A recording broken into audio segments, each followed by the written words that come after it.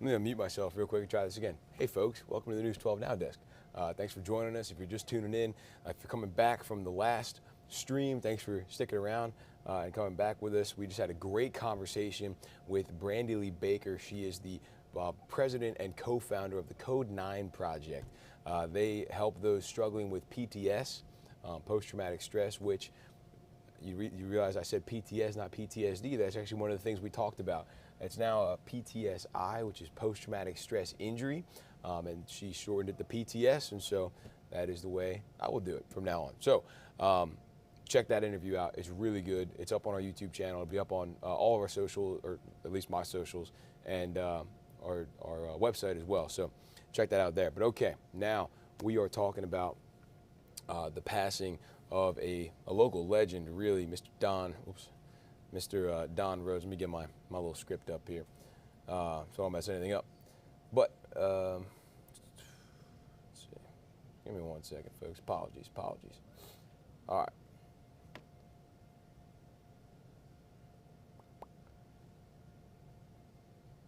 Okay. A long-time journalist, author, musician, veteran, historian. So you know I pulled the script up now because I don't want to leave anything out. He has passed. The family of Don Ramblin' Rhodes says he passed away Friday afternoon at Piedmont Hospital. He came here in 1971 to be a city government reporter for Augusta. He worked in Savannah before that. We talked to a publisher with Augusta Good News about how Rhodes' stories on music and history impacted the CSRA in Ramblin' Rhodes. Let me pull up that clip real quick. He knew everybody in Augusta, and he had a story about everybody in Augusta. And if you talked to Don, you needed to make sure that you had time to talk to him because he knew dates, places, he could take you there.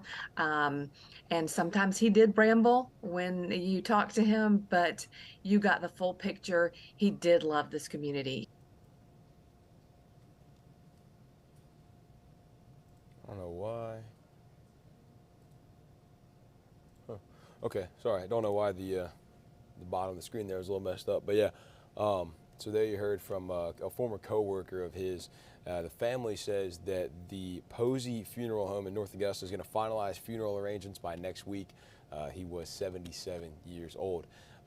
Never actually knew Don Rhodes personally, but I got an email back on Halloween, actually, of 2022, and it was after an episode of Aerial Augusta had aired. If you don't know what Aerial Augusta is, basically we take drone shots of just a place around town. We've done the canal, we've done the James Brown Arena, SRP Park, whatever. We do all sorts of stuff. And, oops, what is going on here? Okay, sorry about that. That's what's going on. All right, let me pull up okay, there we go. And so I got an email from Don Rhodes, who I'd never met before, and he was talking about how he really enjoyed our Aerial Augusta work, and he gave me about his background a little bit, how he used to be a government reporter at the Augusta Herald back in the day, which became then the Augusta Chronicle after that. So he's been in the area for a long time, and it wasn't. It was one of those things. He had a suggestion or a correction he wanted to make, but it was very well received. I mean, he was super nice about it, and he seemed just really interested in the work we did. So that was on Halloween, and we got to chatting there and got to talk a little bit of history of the place, and then after that, he just would email me when Aerial Augusta's played, and again, never met him, but I heard from him as recently as Monday. 1 week ago today, it was the last time I heard from him, saying that he really enjoyed seeing the Aerial Augusta over the weekend and the one about the Savannah River that we had done, and then gave me a little bit of history, which if you heard his former coworker there, Charmaine, she was saying he knows dates, he knows history well, and as I look back at this email, sure enough, he did. He talked about the forming of the Augusta Boat Club in 1984, but he talked about the first actual formal boat race that took place in Augusta back in 1837. So he's got his history on lock, almost 200 years back now. So yeah, that was the last time we had talked, was Monday. So it's sad to hear about his passing, and my thoughts are with his family and you know, his loved ones right now as they grieve the loss of somebody who was so well known and from what I've heard and gathered, universally loved. So we have that full interview now with Charmaine. I hope I'm saying that right. His bracket. So we'll go ahead and play that, and then we can come back on the other side here. We don't have a ton of time after that, but yeah, we'll go ahead and play. It runs about 9 minutes if you want to stick around and listen for a little bit.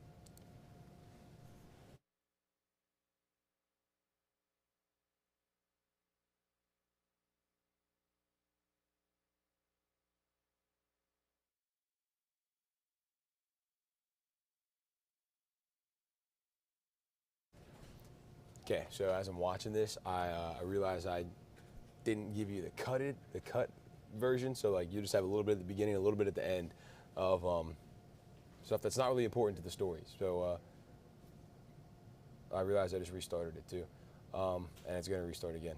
Well, let's see. Let's see if we can edit this a little bit. Come on. That did nothing. All right, let's see. All right, you know what? That's gonna work. I'll just take it back full. You'll just get it for an extra 30 seconds or so.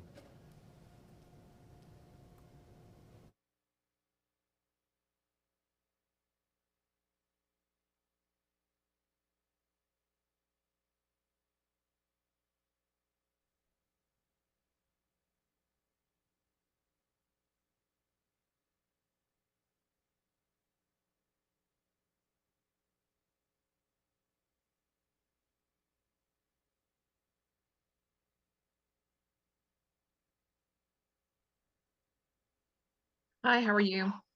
Good, how are you doing, Miss Brackett? I'm good. I gotcha. And again, before I get started, I've just been at least reading the articles Yeah. of who he was, and I'm just so sorry for your loss. Before we get started talking about Mr. Rhodes, if you could just say your name so we get the pronunciation right, and then spell it out. It's Charmaine Brackett, and it's CHARMAIN BRACKETT.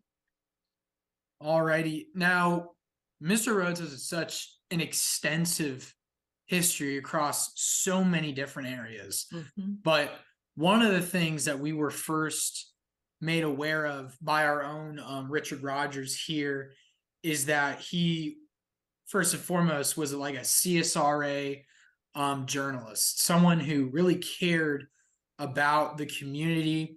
And from what I understand, you worked with him for quite some time over at Augusta Good News. I would just love to hear how you feel about him, or if you have any stories you'd like to share about him. Well, I started working at the Augusta Chronicle in 1988. He started working for Morse Communications in 1967, and he had the longest continuously running column for more than 50 years. And it was called Ramblin' Rhodes. And in January, he started writing a column for Augusta Good News, which I'm the publisher of, and he called it Ramblin's Rhodes. And he would talk about music and history, and he knew everybody in Augusta, and he had a story about everybody in Augusta. And if you talked to Don, you needed to make sure that you had time to talk to him because he knew dates, places. He could take you there.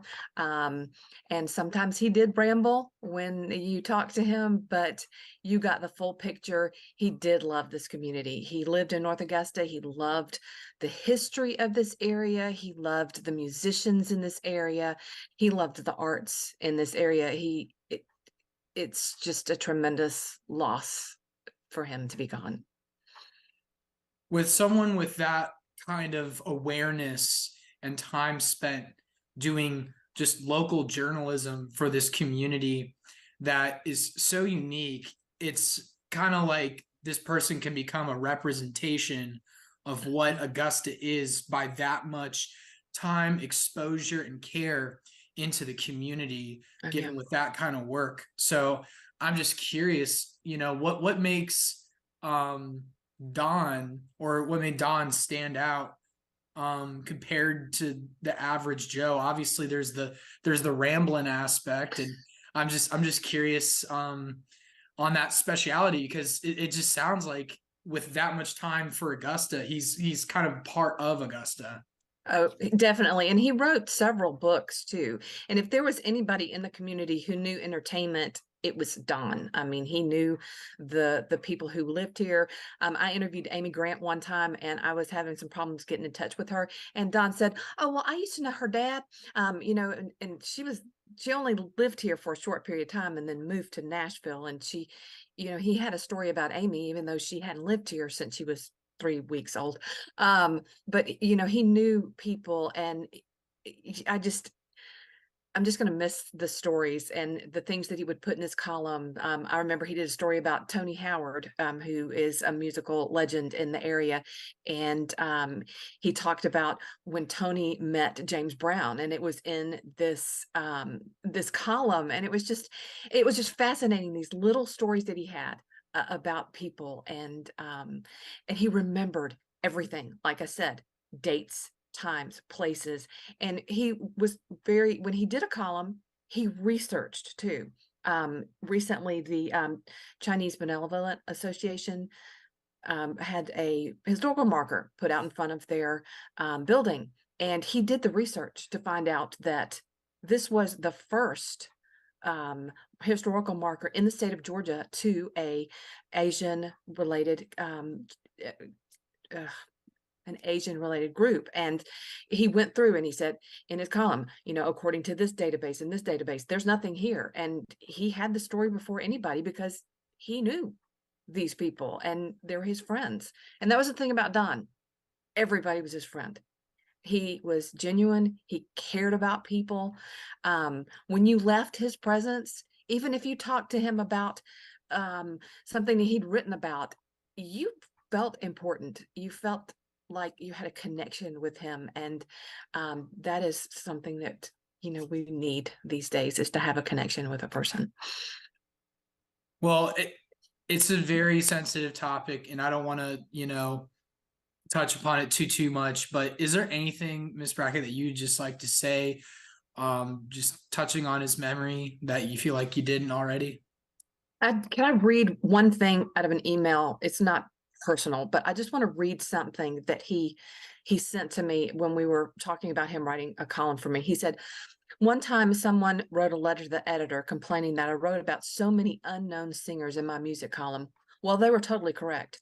But I also point out to them that almost no one in the CSRA had ever heard about Reba McEntire, Barbara Mandrell, Dolly Parton, Garth Brooks, Luke Bryan, Marty Stewart, Joe Diffie, The Judds, Alabama, etc., until I wrote about them."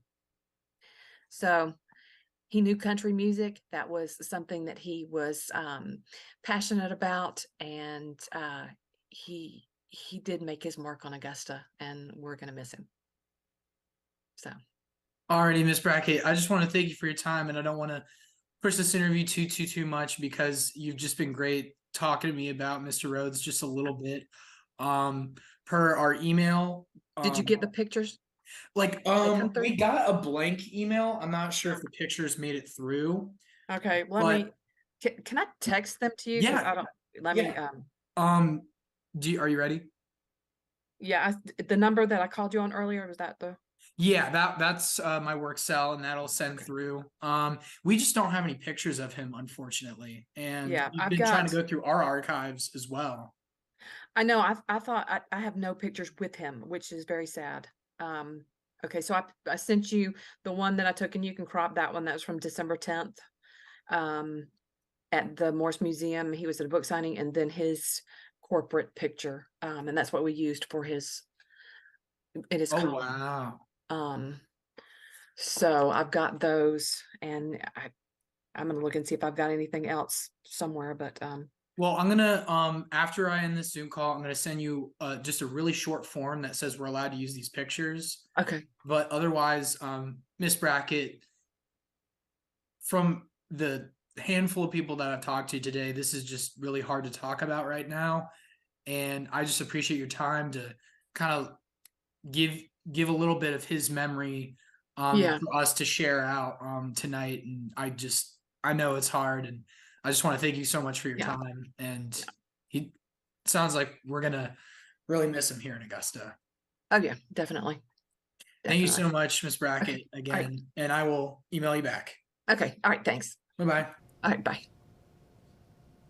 So there again, hearing from Charmaine Brackett, just a little bit about who Don Rhodes was. And again, you heard Craig talk about it. It's kind of hard to talk to for a lot of people. A lot of people are pretty broken up about this, and again, for good reason.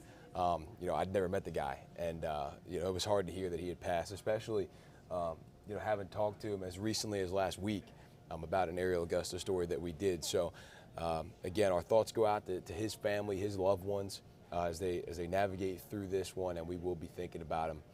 Don Rhodes, 77 years old when he died. But all right, I think that is probably good for the day. We've covered a lot of ground here. Good work, everybody. Hope everybody has a great rest of your Monday. We've got midday coming up in about 25, 30 minutes. We're cutting a little earlier than normal. Sorry about that.